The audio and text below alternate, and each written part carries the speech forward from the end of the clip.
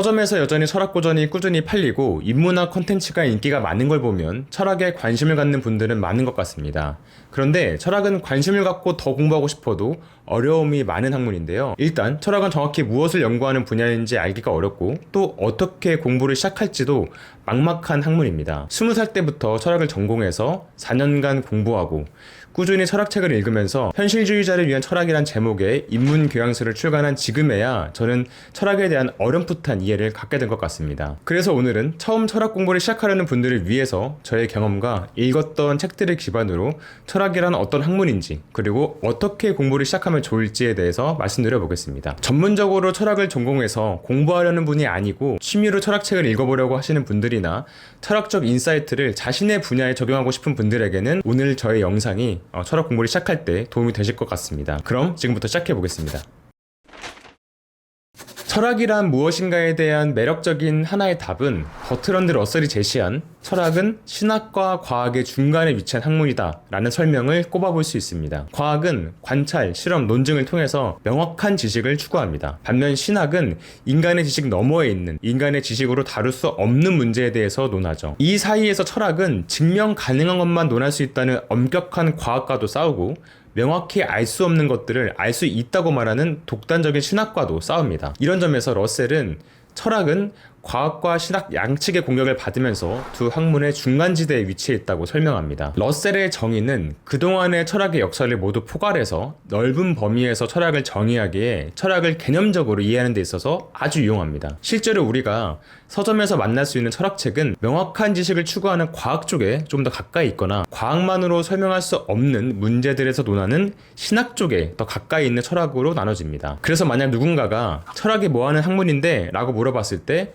철학은 신학과 과학의 중간에 위치한 학문이야 라고 대답한다면 꽤나 명확한 답을 한 것입니다. 그런데 러셀의 정의는 개념적으로 철학을 이해하는 데는 큰 도움을 주지만 철학 공부를 시작하려고 할 때는 크게 도움이 되지는 않는 것 같습니다. 왜냐면 러셀의 정의는 철학을 왜 공부해야 하는지 그리고 어떻게 철학 공부를 시작해야 되는지에 대해서는 답을 주지 않기 때문이죠. 그래서 지금부터는 철학을 왜 공부해야 하는지 그리고 어떻게 시작해야 하는지에 대한 답이 될 수 있는 또 다른 철학의 정의를 알아보겠습니다. 철학은 모르겠다는 무지에 대한 자각에서 시작해서 그 무지를 메우려는 지혜를 탐구하는 활동으로 정의할 수 있습니다. 서양 철학의 시초라고 불리는 소크라테스는 자신은 모른다는 걸 모른다고 생각한다는 점에서 지혜롭다라고 말했고, 동양 철학의 시초라고 불리는 공자 역시 모르는 것을 모른다고 하는 것이 알미라고 말했습니다. 동서양의 철학의 시작으로 불린 철학자들이 공통적으로 무지를 강조한 건 꽤나 의미심장한 대목인데요. 그들이 위대한 건 모르는 걸 모른다고 인정해야 비로소 새로운 지혜를 찾을 수 있다는 통찰을 후대에 전했기 때문이기도 합니다. 여기서 두 철학자가 말하는 무지는 단순히 모르겠다 정도의 뜻이 아닙니다. 어설프게 아는 모든 것을 거부하고 자신의 무지를 인정하면서 그에 뒤따르는 좌절과 허물을 맞닥뜨리며 내뱉는 그런 모르겠다이죠. 철학이 어떻게 무지에 대한 자각에서 시작해서 새로운 지혜를 탐구하는지 현대적인 예를 들어서 말씀드려 보겠습니다. 오랜 인류의 역사에서 인간은 유일하게 이성적인 판단을 할 수 있는 존재로 정의되어 왔습니다.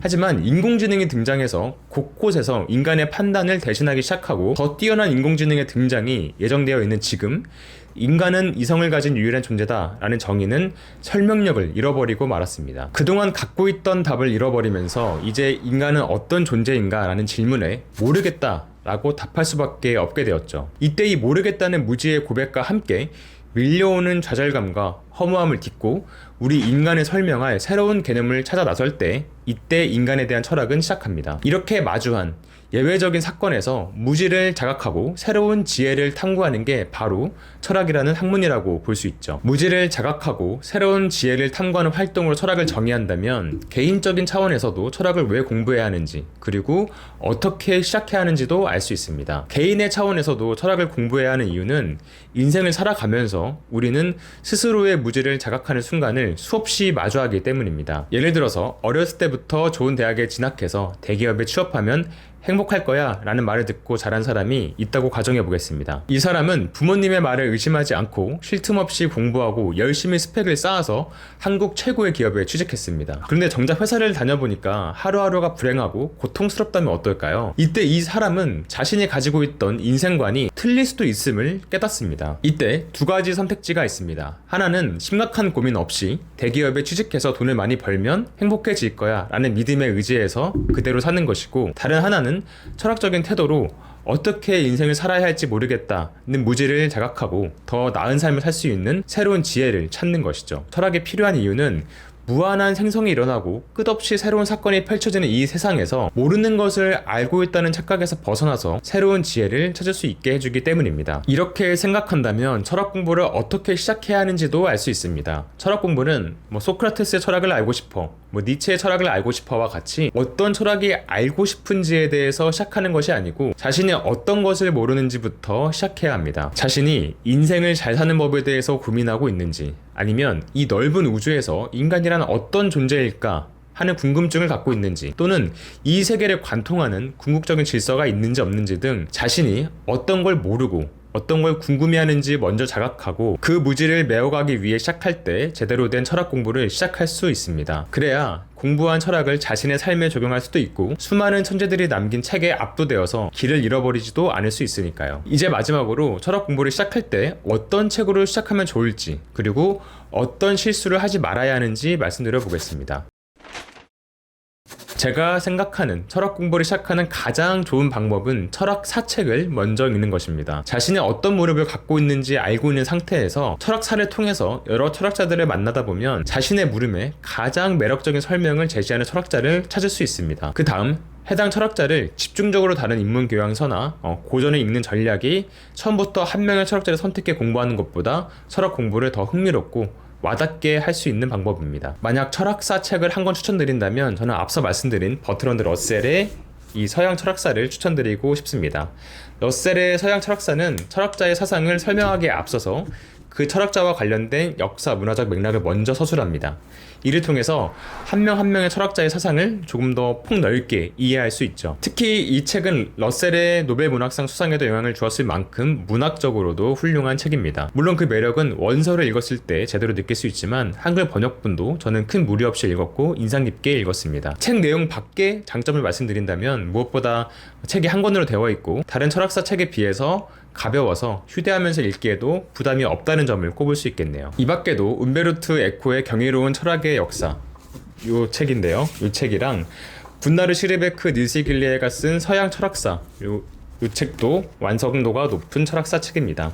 이 두 책 모두 러셀의 서양 철학사보다 훨씬 더 방대한 내용을 담고 있어서 처음 시작으로는 무리가 있을 수 있겠지만 시간적 여유가 있다면 이 두 권도 살펴보시길 추천드립니다. 제가 보여드린 건 각각 3권하고 2권인데요.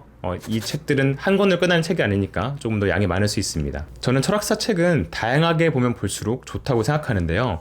방대한 역사 속에서 한 명의 철학자의 사상은 철학사 책을 쓴 저자가 어떤 관점으로 서술했느냐에 따라서 다르게 표현됩니다. 따라서 여러 권의 철학사 책을 읽는다면 개별 철학자의 사상을 다양한 관점에서 폭넓게 이해할 수 있습니다. 그래서 저는 번역서뿐만 아니라 국내에서 나온 철학사 책들도 이렇게 최대한 많이 사서 읽고 있습니다.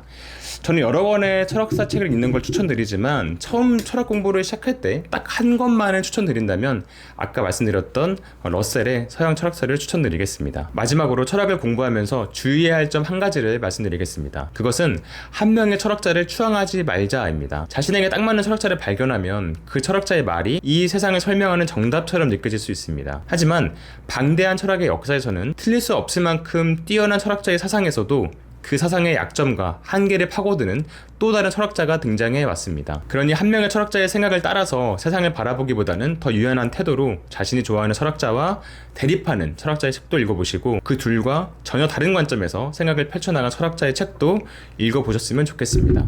여기까지 영상을 보셨다면 방대한 철학의 세계에서 길을 잃지 않고 철학 공부를 시작할 수 있는 팁을 얻으셨을 거라 생각합니다. 이번 영상이 당연한 것을 당연하지 않게 바라보며 삶을 조금 더 풍부하게 소소하게 느낄 수 있게 해주는 철학 공부의 계기가 되셨으면 좋겠습니다. 다음 영상에서는 삶의 의미가 없음에도 그래도 죽지 않고 살아야 한다고 말했던 카미의 부조리 철학에 대해서 알아보겠습니다. 이어지는 카미에서 찾은 생활 밀착형 철학에도 많은 관심과 기대 부탁드리겠습니다. 그리고 좋아요와 구독도 많이 부탁드리겠습니다. 그럼 오늘 영상 여기서 마치고 저는 다음 영상으로 돌아오겠습니다. 감사합니다. 북스토랑이었습니다.